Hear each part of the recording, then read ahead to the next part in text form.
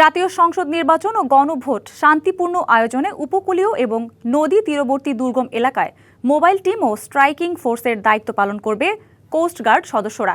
সকালে চাঁদপুরের ইব্রাহিমপুর ইউনিয়নের দুর্গম চরে আয়োজিত সংবাদ সম্মেলনে এ তথ্য জানান কোস্টগার্ডের ঢাকা জোনাল কমান্ডার মোহাম্মদ ইমতিয়াজ হোসেন। তিনি বলেন, অবাধ সুষ্ঠু ভোট করতে কোস্টগার্ড বদ্ধপরিকর। 28 দিন ব্যাপী উপকূলীয় এবং নদী তীরবর্তী দুর্গম ও গুরুত্বপূর্ণ এলাকাসমূহে বাংলাদেশ কোস্টগার্ড মোবাইল টিম ও স্ট্রাইকিং ফোর্স হিসেবে দায়িত্ব পালন করবে। সংবাদ সম্মেলনের আগে কোস্টগার্ড সদস্যরা ভোটারদের মাঝে সচেতনতামূলক প্রচার কার্যক্রম পরিচালনা করে। চাঁদপুরে 22টি ভোট কেন্দ্র রয়েছে নদীর তীরবর্তী দুর্গম চরাঞ্চলে।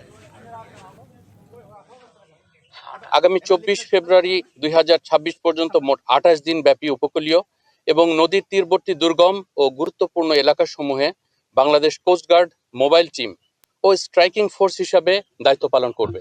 বিদেশ থেকে দেশে রেমিটেন্সের টাকা আসে নিরাপদে, তাই আজই আপনার আপনজনকে বলে রাখুন রেমিটেন্সের টাকা যেন শুধু নগদেই পাঠায়।